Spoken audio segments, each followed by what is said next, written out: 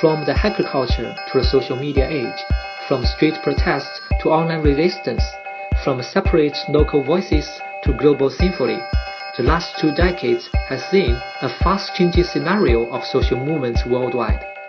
Particularly the year 2011, when WikiLeaks, the Arab Spring, and Occupy movement bursted all together, signaled the potential for more radical social change. One of the crucial debates so far is about the role of digital technologies, especially the internet and social media, in the transformation of activism. Then comes the questions, are the new kinds of ICTs causes or just tools for social revolution? How can they lead to the future of human emancipation? Where is the way out of hegemony of states and capitalism? In her new book, Firebrand Waves of Digital Activism 1994 to 2014, Dr. Athena Carozo-Gianni makes a contribution to the topic.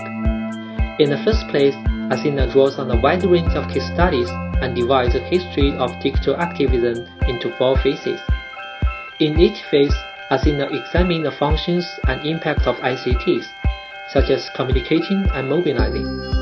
Beyond the polarized opinions about social media revolution, Athena argues that such a debate is superficial. She goes on to argue that the social movements in the last 2 decades are likely to be mainstreamed and established as politics as usual and becomes less significant. Why does she say so? And how does she assess the role of technology in social-political change?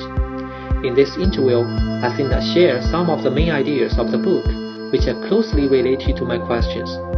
Specifically, we discuss the role of social media in the Arab Spring.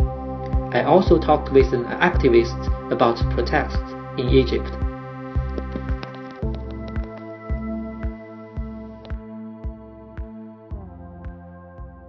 What did you mean by digital activism, and how do you identify the 4 phases? Can you give an introduction to readers? Okay, so what the book is trying to do is, I suggest, first of all,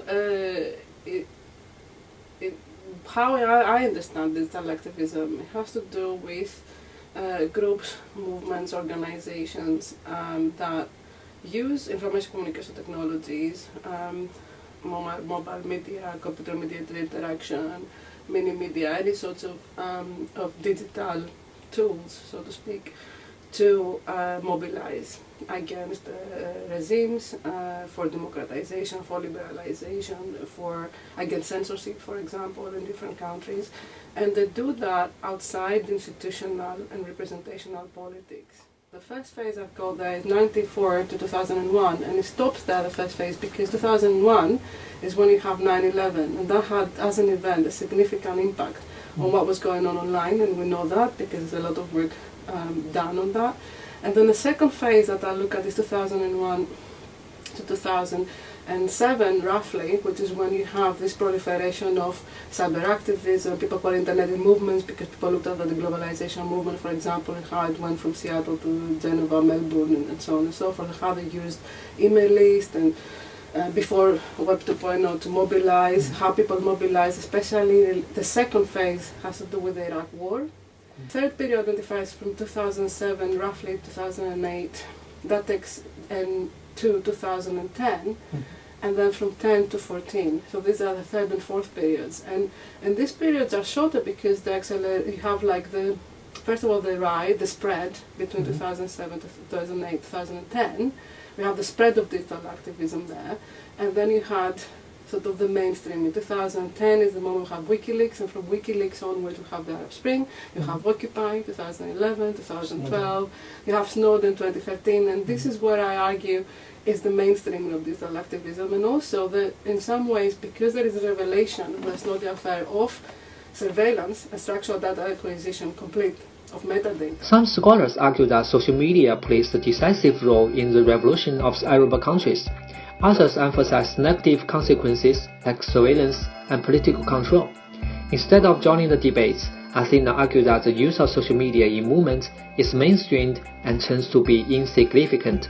The digital activism and cyber conflicts of the last 2 decades, like Arab Springs and this movement, Occupy, will pale into insignificance. And why did you say so?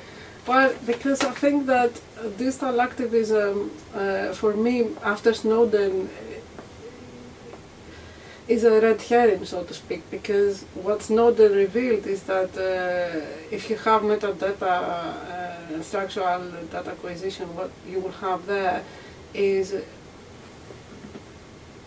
individuals being so much aware that they are being, their communications are being watched, with the possibility of somebody going deep in what they're saying. So sources, journalistic sources, will not be able to whistleblow, like, for example.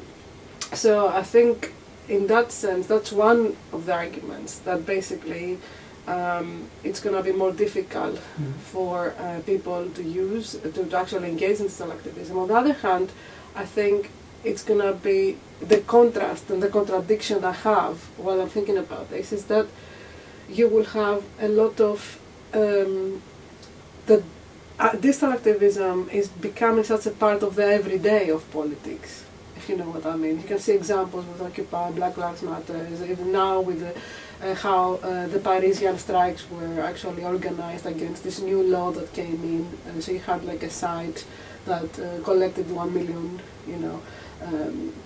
a petition side. You have like the Bernie Sanders versus Trump, the mobilization of supporters against Trump. So this use of social media to actually mobilize is becoming part of the everyday life of politics at the same time, right? So that's what I mean by mainstreaming. On the other hand, you have this difficulty of sort of seriously engaging with authority, right? In terms of this, on the other hand, you have this mainstreaming of it, so everybody's at it. So we're not surprised, when we see yet another video of Anonymous, because they've done it so many times. It's part of sort of, you almost expect things to happen. Expect people to use Facebook to mobilize against Donald Trump. This is part of the thing. So it's not something very special anymore, like it was, like 5 years ago or 6 years ago with the Arab Spring, or before that with the globalization movement, anti-war movement, and so on. So it's becoming, on the one hand, part of the everyday politics of usual, and on the other hand, so it's mainstreaming of it as an activity. So it's not, it's part of the politics.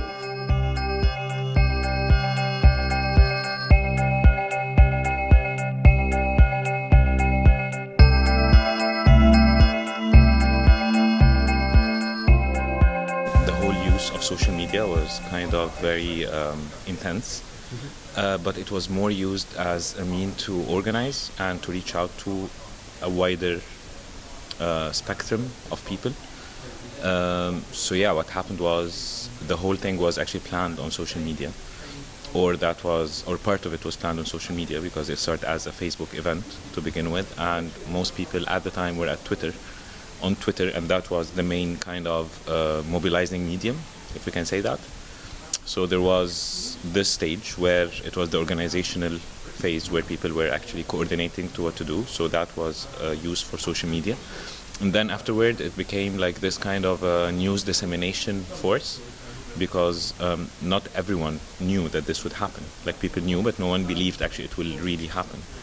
So when it happened, there was this kind of shortage of media coverage in places. Like, most media organizations would be settled in Cairo anyways, because it's the capital, but whatever happened in other governorates and cities wasn't really covered. So the main source of news coverage for those other cities was social media, whether it's Twitter or Facebook. One of the perks of social media is that it's regarded as a more free space where people can express themselves freely. But this has an upside and a downside, like everything. So the upside would be you would reach more people, you would find more people that actually believe in what you believe or think in what you think. You can have this kind of conversations that wouldn't have been possible otherwise, due to geographical boundaries, due to social class boundaries, due to time constraints or whatever, but now everything is kind of open. The downside, however, is that you're not always aware of who is the person you're talking to. So yes, I think governments or other regimes or other whatever, they can do this, what's called as internet trolling kind of thing. So that, for example, if I think that was a few months ago, there was the anniversary or the first year of having Ala Abdel Fattah, who's one of the most prominent Egyptian activists. He was in prison, and he still is in prison, and it has been a year. So on that year, there was this kind of agreement of honoring him on social media. At the same time, you had many people who are more or less associated with the regime starting this kind of a counter hashtag just to take over the media coverage that's happening.